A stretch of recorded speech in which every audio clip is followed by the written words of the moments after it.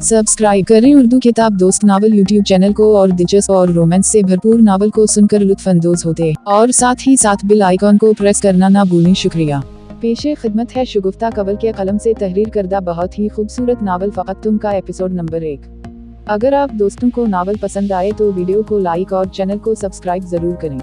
सबसे पहले तो आप रिलैक्स होकर बैठें। हारून ने उसे नर्वस देखा तो हौसला दिया, इससे मेरे इंटरव्यू पर तो कोई असर नहीं पड़ेगा। बिल्कुल भी नहीं, आप इजी होकर बैठें। हारून के कहने की देर थी, वो जो बड़ी सी चादर कंधे पर फैलाकर डहेट सी बनी बैठी थी, एक झटके से चादर उतार कर साथ वाली चेयर पर छीनकी। थोड़ा सा उठकर कुर्सी पीछे धकेली, आस्तीन ऊपर की और टांग पर टांग चढ़ाते हुए कुर्सी पर टेक लगाकर बैठ गई। वो दोनों हैरानी से कभी इसे देखते तो कभी एक दूसरे को। एक ही झटके में मासूमियत और मैच्योरिटी का लबादा उतार फेंका था। अब पूछें जो पूछना है। बैठने और बोलने के स्टाइल वो जॉब लेने वाली कम और देने वाली ज्यादा लग रही थी। आप ये जॉब क्यों करना चाहती हैं? सिमान ने पूछा। मैं अपनी जिंदगी में कुछ करना चाहती हूँ, अपने मामा बाबा का नाम रोशन करना चाहती हूँ, और ये तो यहाँ आने वाला हर दूसरा बंदा कहता है। आप बताएं, आप क्यों ये जॉब क्यों चाहती हैं? सिमान ने इसकी बात काटी। दरअसल मेरे बाबा हयात नहीं ही, मामा के साथ रहती हूँ। मेरी तालीम खत्म होने के बाद हर मुँह की तरह मेरी मामा भी चाहती थी कि मेरी शादी कर दी, जिस पर मैंने शर्त रखी कि लड़का बैंक में हो, अपना घर और गाड़ी हो, अकेला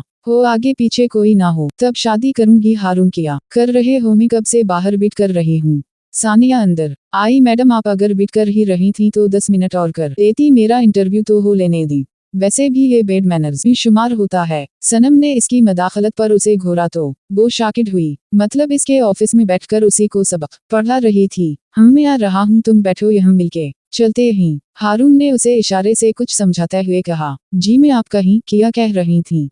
तो मैं कह रही थी कि कुछ दिन पहले रिश्ता करवाने वाली खाला रशीदा मामा की दोस्त भी हैं, तो इन्होंने पक्की दोस्ती का सबूत देते हुए कहीं से मेरी शराइत के एन मुताबिक एक बकरा, मेरा मतलब है कि लड़का ढूंढ निकाला है। बाप इसका बचपन में ही फौत हो गया था। अपने नहीं बेटे के बचपन में शायद अपने शौहर का सुकून से रहना बर्दाश्त नहीं हो रहा था, इसलिए 5 साल पहले मैं भी उनके पीछे चली गई। कोई बहन भाई भी नहीं है और मेरी बुरी किस्मत के वो चौल इंसान बैंक में जॉब करता है और अब मौसूफ को शादी का शौक चढ़ आया है। मामा जोर दे रहे हैं कि मैं लड़के से मिल लूं, तो मिलने में क्या हरज है? हारून को कुछ ज्यादा ही तजस्सुस हो चला था। ओहो, पूरी बात तो सुने के सुनाए। जिस तरह वक्त के साथ साथ इंसान की पसंद बदल जाती है, वैसे ही मेरी भी बदल गई और जाके मामा से कहा कि मुझे बैंक वाले बंदे से नहीं, किसी बिजनेसमैन से शादी करनी है। इस बात पर मामा ने जूता उतार लिया और उससे पहले कि मैं जाए वारदात से फरार होती, मेरी कमर में दे मारा। इनका निशाना बहुत पुख्ता है, मुजाल है कि जो टारगेट अपनी मतलूबा जगह से इधर उधर हट हो। सानिया जो खौफजदा हो रही थी, अब पूरी दिलचस्पी से इसकी बातें सुन रही थी। फिर अब की बार सानिया ने पूछा, फिर किया? कुछ दिन पहले टेलीविजन पर सुलफ रिस्पेक्ट पर बात कर रहे थे, जैसे सुनकर मेरी खैरत जागी कि किसी पर भरोसा करने से बेहतर है बंदा खुद मेहनत करे। यही बात जब मैंने मामा को जाकर की कि मैं अपने जोर पांव पर कुछ बनना चाहती हूँ, तो इन्होंने पहले तो रज की जलील किया कि पहले इंसान तो बिन जाओ।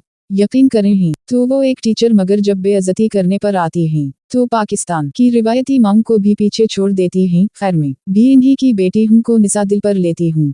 अच्छा खासा बेइज्जत करने के बाद 1 महीने का टाइम दिया है कि उसी टाइम पीरियड में अगर मुझे जॉब ना मिली तो वो किसी से भी मेरा निकाह पढ़वा देंगी।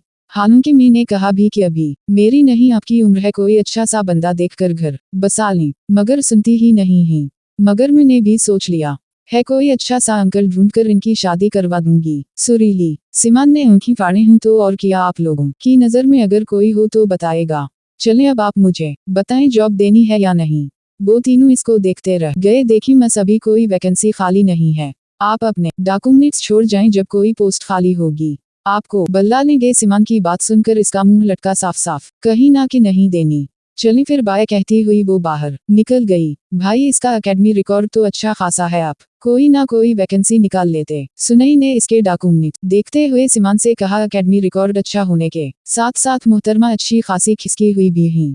तुमने इसकी बातें सुनी नहीं? अपनी मामा की शादी करवाने के चक्करों में ही और कितना बोलती है ये। हारून की वजह से मैं खामोश हो गया, वरना कब का खुदा हाफिज कर चुका होता। आपने देखा नहीं कितनी सैड होकर जा रही थी। सानिया की बात पर इसकी आंखों के सामने इसका लटका हुआ चेहरा घूमा तो उसने ऑफिस से निकलकर वो मरे मरे कदमों से अपनी स्कूटी की तरफ आई। जून जुलाई की गर्मी, ऊपर से जॉब का ना मिलना, वो सुबह से खजिल खवार होती अब अच्छी खासी अफसरदा हो गई थी। वो आजकल समरीन बेगम को रिटायरमेंट लेने पर जोर दे रही थी, जिस पर वो जवाब में कहती कि अगर वो रिटायरमेंट ले लेंगी तो घर को मैनेज कैसे करेंगी। वो स्कूटी लेकर सड़क के किनारे चलने लगी। सीमान जो घर जाने के लिए निकला था, इसको इतना रंजीदा देखकर हैरान हुआ।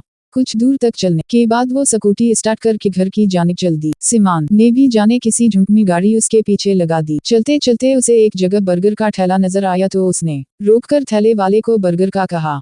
सीमान वहीं खड़ा हो कर उसे देखने लगा। ठेले वाले अंकल ने उसे बर्गर पकड़ाया। जैसे ही खाने लगी, इसकी नजर एक 10 साल के बच्चे पर पड़ी जो हाथ में गुब्बारे लिए हसरत भरी नजरों से उसके हाथ में पकड़े बर्गर को देख रहा था। वो शायद गुब्बारे बेचने वाला था। इसको यूं देखता पाकर उसके दिल को कुछ हुआ। इसने इशारे से उसे पास बुलाया। भूख लगी है, खाओगे? सनम ने बर्गर उसकी तरफ बढ़ाया। आपको भूख नहीं है? बच्चे ने मासूमियत से कहा। भूख तो मुझे भी है, हम ऐसा करते हैं, आधा आधा खा लेते हैं। सनम ने दरमियान में से आधा कर कि एक हिस्सा उसे पकड़ाया और दूसरा खुद खाने लगी। खाने के साथ साथ वो इससे बातें भी कर रही थी। खत्म कर कि उठने लगी तो अपने बैग से 500 का नोट निकालकर इसकी हथेली पर रखा तो तशक्कुर से इस बच्चे की आंखें नम हुई। बड़ी मेहरबानी बाजी, आज हमारे घर में भी ढेर सारा खाना पकेगा। क्या मतलब तुम लोगों के यहाँ खाना नहीं बनता? बनता तो है ही, मगर एक वक्त दूसरे वक्त अगर बच जाए तो खा लेते हैं, वरना मुँह कहती है खुदा का शुक्र अदा करो जिस ने एक वक्त का तो दिया। इसने मासूमियत से भरपूर जवाब दिया। तुम्हारे बाबा काम नहीं करते? वो तो जी 2 साल पहले अल्लाह मियां के पास चले गए। वो सूरी, तुम रुको मैं आती हूँ। वो पलट कर थैले वाले की तरफ आई। अंकल, ये मेरी स्कूटी खड़ी है, आप प्लीज ख्याल रखिएगा। वो अंकल उनके मोहल्ले के ही थे तो अच्छे से उसे जानते थे, इसलिए वो इसे लेकर पास के ही जनरल स्टोर पर आई। खुश्क सौदा सुलफ में सब चीजें थोड़ी थोड़ी लेकर उसे दी। उस वक्त इसके पास भी इतने पैसे नहीं थे, परस में बमुश्किल 2000 रखती थी। मेरे पास अभी ज्यादा पैसे नहीं हैं, तुम ये इतना ही ले जाओ, मैं फिर तुम्हें ले दूंगी। ठीक है, उसकी तरफ शापर बढ़ाते हुए कहा। कैसे लेकर जाओगे? ये तो तुमसे उठाए भी नहीं जा रहे। आओ मैं तुम्हें छोड़ आती हूँ। सौदा अपनी स्कूटी पर जैसे तैसे एडजस्ट किया, बच्चे को पीछे बिठाया और उसको रास्ता बताने का बोला। 15-20 मिनट चलने के बाद उसने एक कच्ची आबादी की तरफ मोड़ने को कहा और 2 गलियां क्रॉस करके एक घर के सामने उसने स्कूटी रुकवाई। सीमान जो सिर्फ टाइम पास के लिए इसके पीछे था, अब पूरी दिलचस्पी से इसके पीछे आ रहा था। कुछ दूर गाड़ी रोककर खड़ा हो गया। बाजी, आप अंदर नहीं आओगी? नहीं बच्चे, मैं अब चलती हूँ। बाजी, पानी तो पीना, हम गरीब लोग आपकी इतनी ही खिदमत कर सकते हैं। नहीं सोने, ये बात नहीं है, मैं काफी देर की निकली हुई हूँ, मेरी मामा परेशान हो रही होंगी, मैं दोबारा आ जाऊंगी। ठीक है, अब तुम जाओ, पका ना आ पाएंगी? हाँ बिल्कुल पका आऊंगी, एक ही बार तुमसे ये नहीं जाएगा, 2 चक्कर लगा लो, मैं यहीं खड़ी हूँ। इसके बाल बगाड़ते हुए सनम ने मुस्कुरा कर कहा तो वो खुश होता अंदर चला गया। थोड़ी देर बाद वापस आया तो उसके साथ एक 7-8 साल की बच्ची थी। सनम ने दोनों को शापर पकड़ाए और खुद वापस पलट आई। मुझे तो लगा था कि सिर्फ खिसकी हुई है, मगर ये तो नरम दिल भी है। अमेजिंग। गाड़ी रिवर्स करते हुए उसने घर के रास्ते की तरफ मोड़ी। किया हवा जॉब नहीं मिली? इसको मुंह लटकाए अंदर आता देखकर समरीन बेगम ने पूछा। नहीं मामा, इसने बैग सोफे पर फेंकते हुए जवाब दिया। खाना खाओगी? क्या बनाया है? इसने सीधे होते हुए कहा। भिंडी है, ले आऊं? इससे पहले वो इनकार करती, इसके जहन में इस बच्चे की बात घूमी कि हमारे घर में एक टाइम खाना बनता है और दूसरे टाइम नहीं। जी मामा, दे दी, सनम ने आहिस्तगी से कहा तो समरीन बेगम जो एक हंगामे की मुंतजिर थी, पलटकर हैरानगी से देखा। ला दूं? इन्होंने दोहराया। जी मामा। इसने सर हिला दिया। समरीन बेगम ने खाना ला कर इसके सामने रखा और खुद इसके सामने बैठकर इसके बुझे बुझे चेहरे को देखने लगी। क्या बात है, परेशान लग रही हो? आपको पता है मामा, आज मुझे एक बच्चा मिला था, वो कह रहा था कि उनके घर बस एक ही वक्त का खाना बनता है। दुनिया में ऐसे लोग भी होते हैं जो एक वक्त खाना खाकर गुजारा कर लेते हैं, और हम हैं जो 100 नखरे करते और नुक्स निकालते हैं। ये तो है, इसलिए तो तुम्हें समझाती हूँ, खाने की बुराई ना किया करो। अच्छा बताओ, मेरी नरम दिल बेटी ने सिर्फ उसे पैसे दिए हैं या सामान लेकर इसे घर तक भी छोड़ने गई थी? समरीन बेगम ने मुस्कुराते हुए कहा। मेरी तरह इसके भी बाबा नहीं हैं। सनम ने अफसुर्दगी से कहा। अल्लाह की मर्जी के आगे किसकी चलती है बेटा। चलो उठो, तुम नहा लो, इतनी गर्मी में बाहर से आई हो। और ये चिंटू दोपहर से कई चक्कर लगा चुका है, तुम्हारा पूछ रहा था। इन्होंने इसका ध्यान बटाना चाहा। क्यों चिंटू क्यों आया था? कह रहा था कि उसे तुमसे कोई ड्राइंग बनवानी है। हाँ, इसने कल मुझसे कहा था। जैसे मैं तो जानती नहीं कि तुम लोगों ने कौन सी ड्राइंग बनानी है। समरीन बेगम ने इसे कान से पकड़ा। आह मामा छोड़ी ना, हम कोई नहीं खेल रहे क्रिकेट। सनम ने उनका हाथ हटाते हुए कहा। मी ने कब कहा कि तुमने क्रिकेट खेलनी है? ऐसी तो कोई बात ही नहीं हुई। इन्होंने मुस्कुराहट दबाई। किया यार मामा, कितनी जालिम हैं आप। अपना कान मसलते हुए वो उठी। अब तुम बची नहीं रही हो जो इन गलियों में लवर लवर फिरती रहती हो। बाबा तुम्हारे हयात नहीं है, लोग बातें बनाते हैं। सधुर जाओ, इन्होंने रसान से समझाया। अगर बातें बनाते ही तो बनाने दो, हम कौन सा किसी से लेकर खाते हैं जो किसी से डरेंगे। इसलिए लोगों को दफा करें और प्लीज आप रात को बिरयानी बना दीजिएगा। अपना बैग उठाकर कमरे की जानिब चली गई। सिमान बेटा इतना लेट हो गए, हारून और सानिया तो कब के आ गए हैं। बस माम ऐसे ही लॉन्ग ड्राइव का मूड बन गया था। खाना खाओगे? भूख नहीं है, मैं थोड़ी देर रेस्ट करने जा रहा हूँ, शाम में मिलते हैं। वैसे वो लड़की मानी के साथ बहुत सूट करती, संजीदा मिजाज और नट खिटकिया जोड़ी थी। सिमान के जाने के बाद हारून सानिया से बोला हूँ थी तो खूबसूरत, मगर भाई ने उसे जॉब पर नहीं रखा, लाइफ पार्टनर खाक बनाते। सानिया ने मुंह बनाया। हम यार कितनी सैड होकर जा रही थी। किया था जो मानी उसे जॉब पर रख लेता, खैर मर्जी है उसकी, हम क्या कह सकते हैं। मैंने उसी लिए इस लड़की का तफसीली इंटरव्यू लिया था। मुझे लगता है तुम्हारा भाई इस निकचड़ी ऐना के ही लायक है। हारून ने कंधे अचुकाए। नाम ना लो इसका मेरे सामने, गुरूर और अना कोट कोट कर भरी है। जरा सी शक्ल किया दे दी अल्लाह ने, आपे में नहीं रहती हैं। सानिया ने सर झटका। हा, मुझे नाम लेने से रोक रही हो? भाई तुम्हारा करीब उसे तुम्हारी भाभी बनाकर लाने वाला है, क्योंकि आजकल वो मुहतरमा कुछ ज्यादा ही ऑफिस के चक्कर लगाने लगी हैं। और इसके बाद लॉन्ग ड्राइव और लंच भी इकट्ठा ही होता है। हारून ने कहका लगाया। लगता है भाई का भी दिमाग खराब हो गया है। सानिया जलकर बोली तो हारून एक बार फिर हंस दिया। सिमान ने अपने कमरे में आके चेंज किया और कुछ देर सोने के लिए लेट गया। जैसे ही उसने आंखें बंद की तो आंखों के सामने सनम की हनसती सूरत लहरा गई। इसने झट से आंखें खोली। ये किया था, हैरानगी से सोचता हुआ वो उठ बैठा।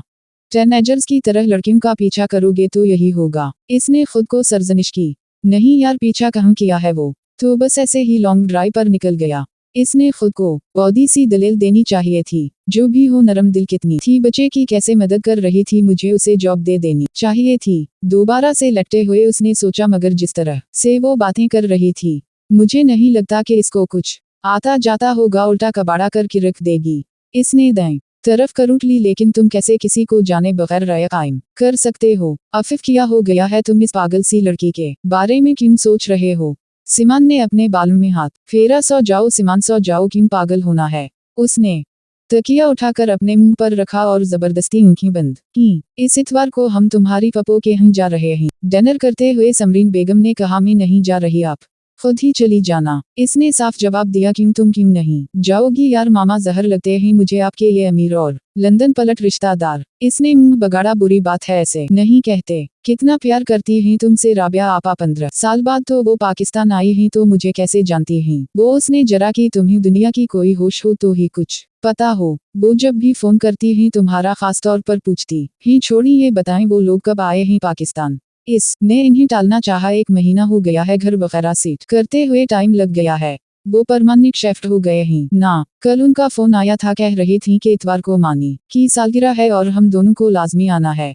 हम अपने स्टेटस के लोगों से फारिग हुई होंगी तो सोचा होगा गरीब भावज को भी पूछ ही लूं।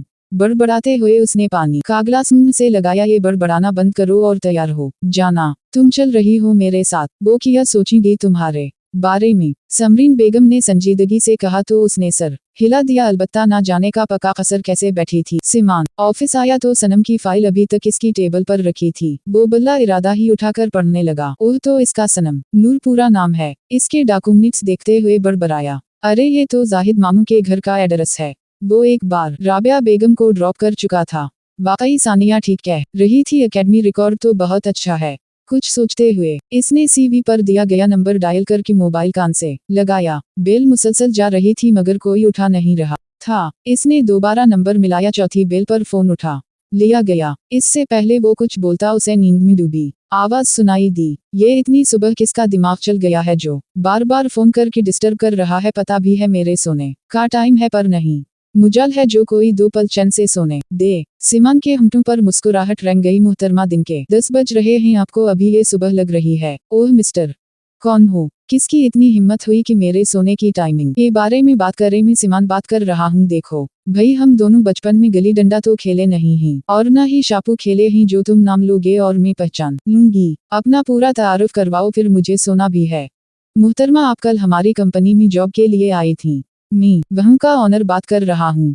क्या आप अभी भी इंटरेस्टेड इन जॉब करने के लिए? मुझे बेवकूफ समझ रखा है क्या? जो एक कंपनी का ऑनर इतना वेला बैठा है कि खुद फोन कर की जॉब ऑफर कर रहा है। इसके जवाब पर वो तब कर रहा गया, मतलब अभी वो नींद में थी तो ये हाल था। अगर जाग रही होती तो पता नहीं क्या होता। इसमें समझने वाली तो कोई बात नहीं। खैर, अगर आप ज्वाइन करना चाहें तो कल से तशरीफ ला सकती हैं। अल्लाह हाफिज। उससे पहले वो मजीद कुछ बोलती उसने फोन रख दिया। कमाल है। सनम ने फोन को घोरा। कल तो साफ मना कर दिया था, आज सीधा फोन ही कर दिया। क्या पता मेरा शानदार रिकॉर्ड देखकर इम्प्रेस हो गए हो। फोन का कोना दांतों तले दबाते हुए उसने सोचा। इसके मोबाइल का कोना दांतों में दबाने की आदत से समरीन बेगम खाइफ रहती थी। खैर, मुझे क्या जॉब चाहिए थी, मिल गई। या हो अगले ही लम्हे वो बेड पर छलांगे लगा रही थी। क्या हवा है नूरी, क्यों चीख रही हो? इसकी चेखो पुकार सुन कर समरीन बेगम हांफती कांपती आई। मामा, मुझे जॉब मिल गई। जहाँ कल इंटरव्यू देकर आई थी ना, उन लोगों ने बुलाया है। तौबा है नूर, तुमने तो मुझे डरा ही दिया था। मैं समझी पता नहीं क्या हो गया। इन्होंने उसे घूरने के साथ साथ एक थप्पड़ भी लगाया। अफिफ मामा, आप सोच नहीं सकती मुझे कितनी खुशी हो रही है। चहकते हुए उनके थप्पड़ का नोटिस लिए बगैर उनके गले लगी। अच्छा अब बस करो, इस खुशी में बेड ना तोड़ देना। मुस्कुराते हुए उसे खुद से अलग करती वो बाहर निकल गई। अगले दिन वो सौयरे सौयरे उठकर तैयार हो गई। हालांकि ये एक नामुमकिन सी बात थी, मगर नई जॉब के चाव में वो ये भी कर गुजरी। लाइट ग्रीन कोटी पर सफेद ट्राउजर और सफेद दुपट्टा पहने, एक हाथ में घड़ी पहने, हल्के फुल्के मेकअप पर बालों में हेयर बैंड लगाकर खले छोड़े, दुपट्टा उठाकर गले में डाला और चादर सर पर ओढ़कर बाहर निकली। मॉर्निंग मामा, जल्दी से नाश्ता दे दी। आज पहला दिन है और मैं पहले ही दिन लेट होकर अपना इमेज में खराब नहीं करना चाहती। मतलब ये पाबंदी सिर्फ पहले दिन के लिए ही है। समरीन बेगम ने हंसते हुए कहा। हा हा हा हा, अब ऐसी बात भी नहीं है। वो पराठे पर अंडा रखकर रोल की शक्ल देती हुई उठा कर बाहर की तरफ भागी। आराम से नूर, बैठकर खा लो, फिर चली जाना। इन्होंने उसे टोका। वो इशारे से मना करती दरवाजे की तरफ बढ़ी। दरवाजे तक जाकर पलटी, उनके गले लगकर उन की गाल चूमती निकल गई। स्कूटी तक पहुंचते और स्टार्ट करने तक वो पराठा खा चुकी थी। 15-20 मिनट बाद वो ऑफिस पहुंच चुकी थी। मेरा नाम सनम नूर है, मुझे सिमान सर ने बुलाया है। इसने रिसेप्शन पर जाकर पूछा। ठीक है, आप उनके ऑफिस चली जाएं। यहाँ से राइट साइड पर पहला रूम इन्हीं का है। सिमान शायद रिसेप्शन को पहले ही बता चुका था, इसलिए उसने बगैर किसी तरह के जवाब दिया वो सर हिलाती चली गई। दरवाजे के बाहर पहुंचकर उसने दस्तक दी। अंदर से यस की आवाज आने पर वो दरवाजा धकेलती हुई अंदर दाखिल हुई तो सिमान फाइल में सर दिए बैठा था। इस्लाम वालेकुम सर, टेबल की दूसरी जानिब खड़े होकर उसने कहा तो उसने एक झटके से सर उठाया तो उसको खड़े पाया। वो बेइख्तियार मुस्कुरा दिया। आई मिस सनम, मैं आपको इतनी जल्दी एक्सपेक्ट नहीं कर रहा था। मुझे लगा आप शायद अपनी नींद पूरी करके 2-3 बजे आएंगी। जरूर आती सर, बशर्त ये कि ऑफिस मेरा होता। तो वो सनम ही किया जो जवाब ना दे। सिमान की मुस्कुराहट मजीद गहरी हुई। आप तो कह रही थी कि आप खुद कुछ करना चाहती ही, वो सोच बदल दी क्या? इसकी मोटी मोटी आंखों में झांकते हुए सिमान ने कहा। तो उसकी बात का मतलब समझते हुए वो खजल होती इधर उधर देखने लगी और वो उसे चली। अब आप आ गई हैं तो काम के बारे में बात कर लें। खुद को डपटते हुए वो संजीदा हुआ। शोर सर, इसने सर हिलाया।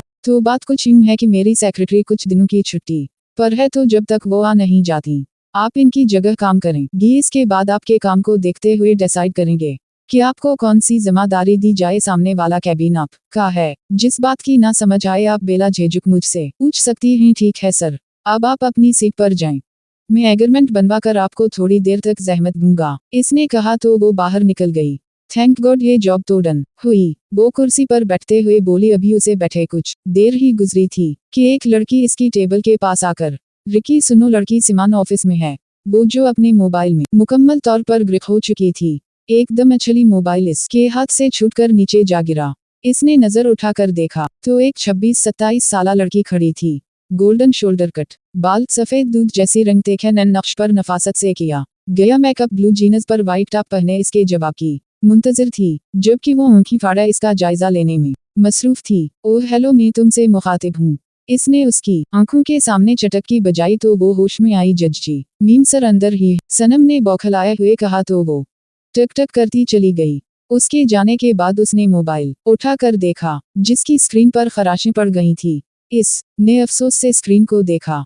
कितनी जिद करके उसने 1 माह पहले ही आईफोन लिया था और कुछ दिन भी नहीं निकाले। इसने डबडबाई आंखों से मोबाइल को देखा। तकरीबन 2 घंटे बाद इसकी वापसी हुई तो सिमान ने उसे बुलाया। जी सर, वो बुझे चेहरे के साथ अंदर आई। सिमान ने हैरत से जबकि पास बैठे हारून ने चौंक कर उसे देखा। मिस सनम, ये 1 माह का कॉन्ट्रैक्ट है, आप अच्छे से रेड कर लें और अगर आप तमाम शराइत पर एग्री करें तो साइन करके मुझे दे दीजिएगा। सिमान ने कुछ पेपर्स उसकी तरफ बढ़ाए।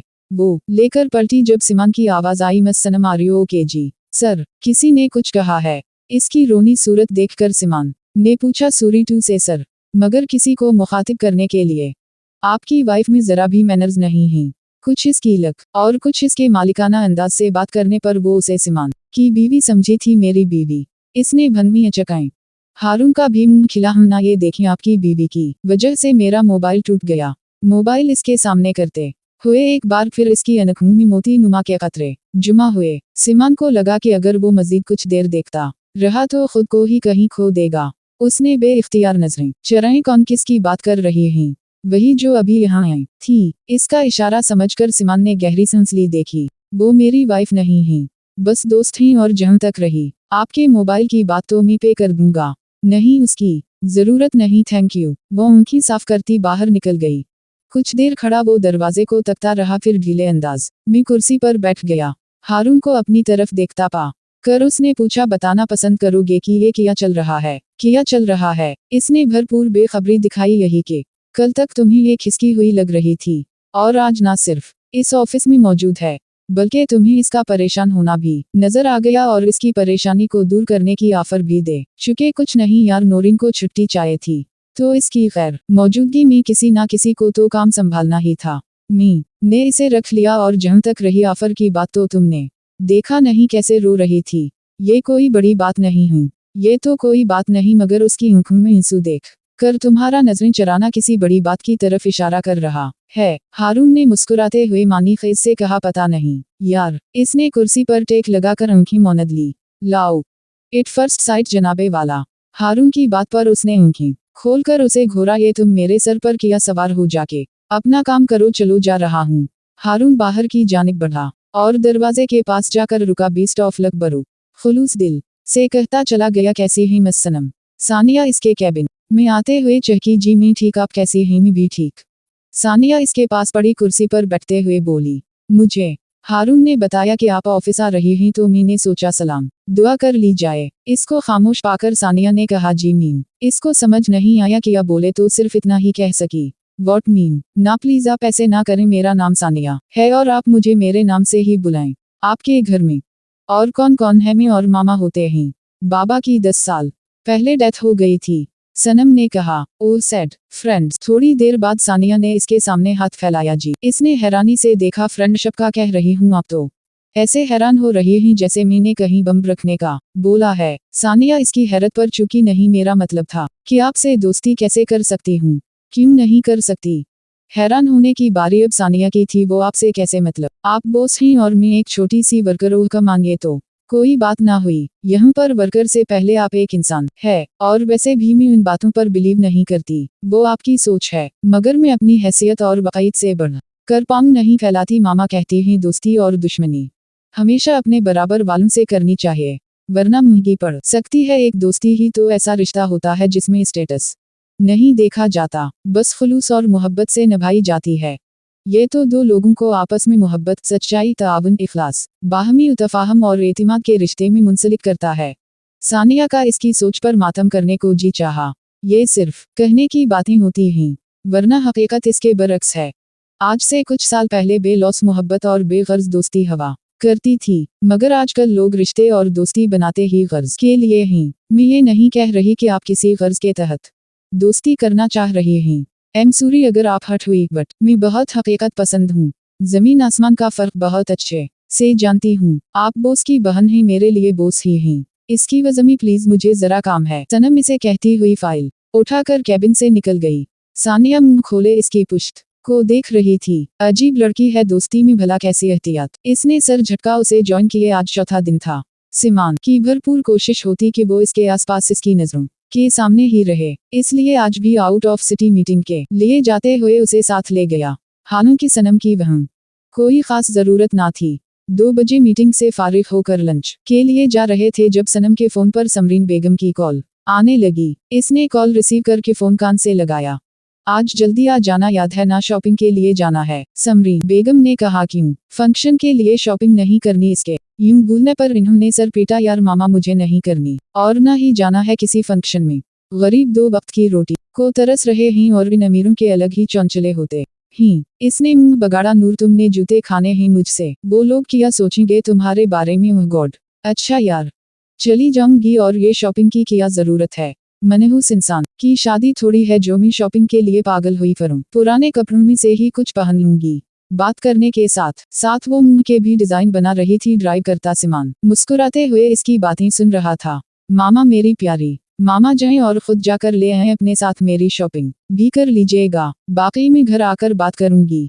दूसरी तरफ से न जाने क्या कहा गया। उसने हार मानते हुए कहा। बड़बड़ाते हुए उसने फोन बैग में रखा। क्या हवा, सब खैरियत है ना? सिमान ने पूछा। कुछ नहीं सर, लंदन पलट कजिन पप्पो का बेटा है। 28 साल की उम्र में सालगिरह का शौक चुड़ आया है कमीने को और वक्त में मुझे डाल दिया है। क्यों, आपको अच्छा नहीं लगता वो? सिमान ने पूछा। अच्छा बुरा तो तब लगेगा ना जब मैंने उसको देखा या मिली होंगी। मैं तो उसको जानती भी नहीं कि है कौन। उसने बेजारी से जवाब दिया। आपको अपने रिश्तेदार अच्छे नहीं लगते? ऐसी बात नहीं है, बस मेरा उनसे मिलने को दिल नहीं करता। क्यों? सिमान ने कहा। मेरा दिल नहीं चाहता है। सनम संजीदगी से बोली तो वो खामोश हो गया। घर वापसी पर उनको शाम के 5 बज गए थे तो सिमान ने उसे घर ड्रॉप करने का बोला। शाम का फैलता अंधेरा देखकर उसने हामी भर ली। इसके बताए हुए एड्रेस पर जाकर उसने गाड़ी लाकर रोकी। मस सनम, आप यहाँ रहती हैं? उसने अपने कदमों में रखा बैग उठाए सनम से पूछा। जी सर, आर यू श्योर? ये घर आप ही का है? सुबह जब मैं गई थी तब तक तो मेरा ही था, बाद में किसी ने कब्जा कर लिया हो तो पता नहीं। इसके बार बार पूछने पर इसने तनज किया। हा, मेरा वो मतलब नहीं था। उसने एकदम कहका लगाया। हैरान होने की बारी अब के सनम की थी। सर, मैंने ऐसा तो कोई लतीफा नहीं सुनाया जो आप यूं हंस रहे हैं। कुछ नहीं, बस ऐसे ही, इसने मुस्कुरा कर कहा तो वो कंधे अचुकाई उतर गई। ऐसे बेमरूद लोग भी होते हैं जो अंदर बल्ला कर चाय पानी पूछना भी गवारा नहीं करते। इसने गाड़ी वापसी के लिए मोड़ी तो ये जाहिद मामू की बेटी है। मेन रोड पर लाकर उसने गाड़ी एक साइड पर रोकी और मोबाइल निकालकर उसकी तस्वीर देखने लगा। कल जब वो उसे मीटिंग शेड्यूल के बारे में आगाह कर रही थी तो इसने चुपके से इसकी तस्वीर ले ली थी। इस दिन डॉक्यूमेंट्स पर फादर का नाम और एड्रेस देखकर जो थोड़ी बहुत कन्फ्यूजन थी आज वो भी क्लियर हो गई थी। सर, और कितनी शॉपिंग करनी है? सनम थके थके अंदाज में बोली। सिमान को सानिया ने शॉपिंग की लिस्ट दी थी। वो ऑफिस से वापसी पर निकल रहा था जब इसकी सनम पर नजर पड़ी तो आते हुए उसे भी अपने साथ घसीट लाया और अब पिछले 2 घंटे से इसके पीछे पीछे घूम कर थक चुकी थी। बस थोड़ी देर और उसने बगैर पलटे जवाब दिया। आप ढूंढ क्या रहे हैं इतनी देर से? जो मिल ही नहीं रहा। ऑयल लेना है। इसने रुककर पर्ची उसकी तरफ बढ़ाई। ये आपको यहाँ से नहीं मिलेगा। सनम ने पर्ची देखते हुए कहा। फिर आप ये छोड़कर बाकी की चीजें लेनी वापसी पर रास्ते से लेते हुए जाएंगे। सारी शॉपिंग कंप्लीट हो चुकी है, बस यही रहती है।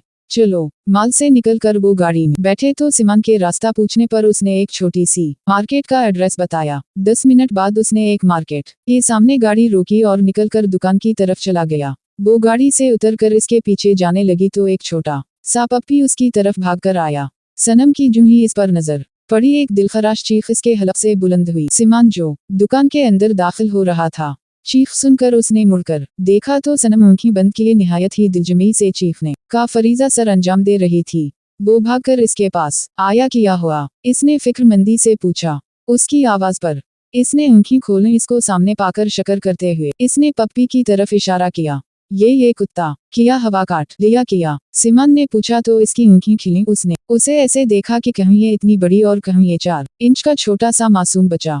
क्यों इल्जाम लगा रही हो मुझ पर? नहीं काटा नहीं, इसको भेजो यहाँ से, मुझे डर लग रहा है। सनम इसके पीछे होते हुए बोली तो पप्पी के साथ आज सिमान को भी हैरत हुई। ये इस छोटे से पप्पी से डर रही हो? ये तुम्हें क्या कहेगा? बेशक छोटा है मगर है तो कुत्ता ना। इसकी बेतकी बात पर सिमान की हंसी छूटते छूटे रह गई। हूँ वाकई है तो कुत्ता ही। इसने मसनूई संजीदगी से जिंदगी नाराज नहीं हैरान हूँ के अमली तफसीर बने खड़े पप्पी को देखा तो भेजो ना, उसे देख क्या रहे हो?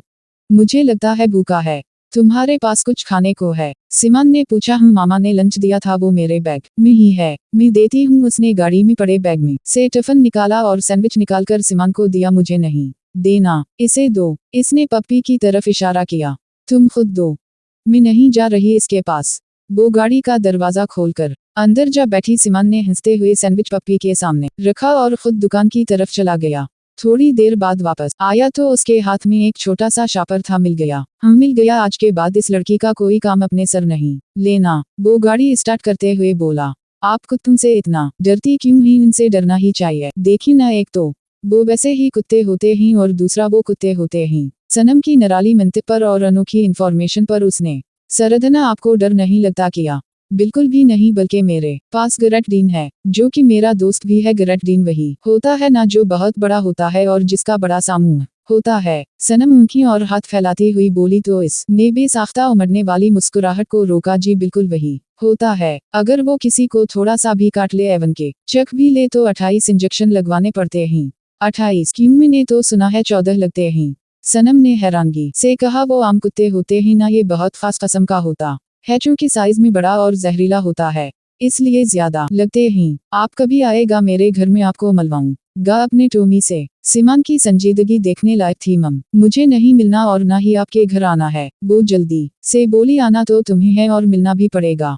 जीरे लब बड़बड़ाते हुए उसने गाड़ी सनम के घर की तरफ मोड़ी। सिमान, शादी के बारे में क्या ख्याल है? डिनर करते हुए राबिया बेगम ने कहा, शादी एक सुन्नत है। शादी ब्याह, शादीशुदा राब्ता और बंधन को कहा जाता है जो निकाह के जरिए से ईजाद किया जाता है। सिमान ने संजीदगी से कहा, कुरान में शादी को सुकून का बाइस करार देते हुए मुसलमानों को अपने गैर शादीशुदा लड़कों और लड़कियों की शादी करने की तलकीन की है। मर्दों में पस्तरीन लोग वो हैं जो शादी के बगैर मर जाते हैं। हारून ने भी वैसी ही संजीदगी दिखाई। तो तुम दोनों की ये सुन्नत पूरी करने का कब तक इरादा है? राबिया बेगम ने दोनों को घोरा। मैं तो तैयार हूँ चची जान, आपकी ही तरफ से देर है। हारून सानिया की तरफ देखते हुए मुस्कुराया। चलो अच्छी बात है, अब इसे भी तैयार कर लो। इन्होंने सिमान की तरफ इशारा किया। ये तो क़यामत तक होता नजर नहीं आ रहा। आपको जबरदस्ती करनी पड़ेगी। सही कह रहे हो, मैं करती हूँ भाभी से बात। पप्पो से क्यों बात करनी? हारून ने पूछा। इसलिए कि मैं चाहती हूँ अपने भाई की निशानी को हमेशा के लिए अपने पास ले आऊं। राबिया बेगम की बात पर सिमान चौंका। तो मामा सनम की बात कर रही हैं?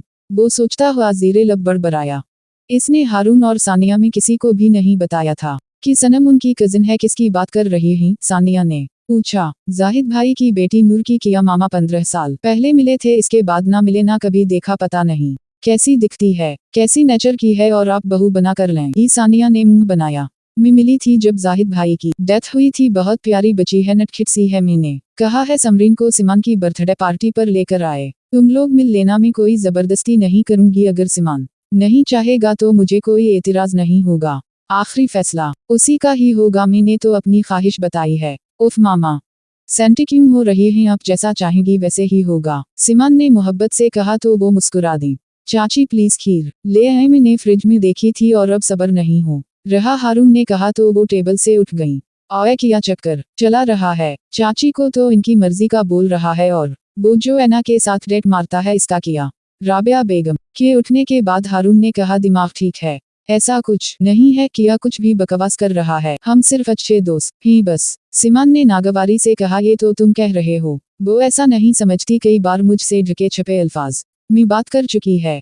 हारून ने कहा, ये मेरा मसला नहीं है, तुम जानते तो हो इसकी नेचर को।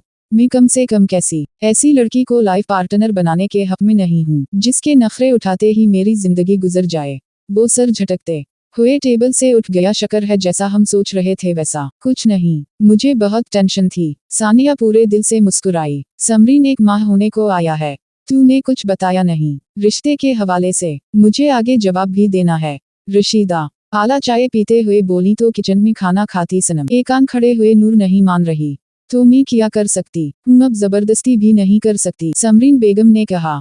मैं तो कहती हूँ कर दे, लड़का इकलौता भी है। ना सास नंदू की टेंशन और ना ही देवर जेठ का झंझट, और फिर अच्छा कमाता भी है। ऐसे रिश्ते बार बार नहीं मिलते। सच कहूँ तो लड़का मुझे भी पसंद आया है, घर बार भी अच्छा है, मगर नूर भी माने तो ना। मेरी बात मान तो हम कर दे, एक बार शादी हो जाएगी तो सब ठीक हो जाएगा। रशीदा खाला आज शायद हमें जवाब लेने का ठान कर आई थी। इसको यूं कायल करता देखकर सनम अपना खाना अधूरा छोड़कर आई खाला, लगता है दूसरी पार्टी से कोई तगड़ी सी रकम पकड़ ली है, जभी इतना जोर दे रही हैं। आप रिश्ते करवाने वालों को बस अपनी फीस की परवाह होती है। तारीफों के पल बांधते हुए झटपट शादी करवाई, अपनी फीस ली और साइड पर हो गया। बाद में लड़का लड़की चाहिए आपस में लड़ मरी। आप लोगों की बल्ला से आए लड़की पागल हो गई है। किया मैं तुझे ऐसी लगती हूँ, मेरी इतनी अच्छी सहेली है तेरी मम्मी, भला क्यों पैसे लूंगी। रशीदा खाला खसयाते हुए बोली, कोई पागल का पत्थर ही होगा जो अपने बिजनेस में दोस्ती रिश्तेदारी का लिहाज करेगा। सनम ने मुंह बनाया, नूरी जाओ अपने कमरे में बात कर रही हूँ ना। इसकी चलती जबान देखकर समरीन बेगम ने उसे मंजर से हटाना चाहा, पर मामा मी ने कहा, जाओ मैं खुद देख लूंगी। अब की बार इन्होंने सख्ती से कहा तो वो पैर पटकती लाउंज से निकल गई। माफ करना रशीदा, तो जानती है उसकी आदत को ऐसे ही बोलती रहती है। कोई बात नहीं बची है तो मुझे बता, फिर तेरा क्या ख्याल है। ये तो तुझसे दोस्ती की वजह से बार बार चक्कर लगा रही हूँ कि लड़का अच्छा है, वरना वो नकड़ वाली सुगरण मेरे पीछे पड़ी हुई है कि उसकी बेटी के लिए कोई अच्छा रिश्ता ढूंढ दूं। तुम देख तो रही हो इसका असल मसला मैं हूँ, मुझे अकेला नहीं छोड़ना चाहती है। पागल है, समझती नहीं है कि हर माँ बाप और बेटी पर ऐसा टाइम आता है जब इन्हें एक दूसरे जुदा होना होता है। ऐसा करो, अभी रहने दो, मैं इसको आहिस्ता आहिस्ता कायल कर लूंगी। समरीन बेगम ने कहा तो वो खामोशी से चाय पीने लगी। मस सनम, किया ऐसा पॉसिबल है कि आप कल दिन में 1-2 घंटे निकाल सकें? सिमान ने पूछा। काम तो उसे कोई नहीं था, बस जानना चाह रहा था कि आया वो कल पार्टी में आएगी भी या नहीं। सूरी सर्कल तो मुश्किल हो जाएगी क्योंकि मुझे मामा के साथ कहीं जाना है। सनम ने माजरत की, तो आप अपने इस मनहूस और कमीने कजिन की सालगिरह अटेंड कर रही हैं कल? सिमान ने मुस्कुराहट दबाते हुए पूछा। मजबूरी है सर, वरना मैं तो कभी ना जाती। इसने बेजारी से कहा, एक बात पूछूं आपसे? सिमान लेप टाप बंद करता उसकी तरफ मुड़ा। जी पूछें, आप अपने रिश्तेदारों से इतना बेजार क्यों हैं? हालांकि आप तो कभी उनसे मिली भी नहीं। वो इसकी इतनी बेजारी देखकर पूछे बना नहीं रह सका। सूरी सर, मैं अपनी पर्सनल किसी से शेयर नहीं करती। 4 बजे आपकी मीटिंग है खान ग्रुप ऑफ इंडस्ट्री के साथ, आधा घंटा रह गया है, आपको लेट हो रहा है। माजरत चाहती हूँ, मैं आज आपके साथ नहीं जा पाऊंगी। सनम ने उठते हुए कहा, कोई बात नहीं, मैं देख लूंगा। सिमान ने कहा तो वो बाहर निकल गई।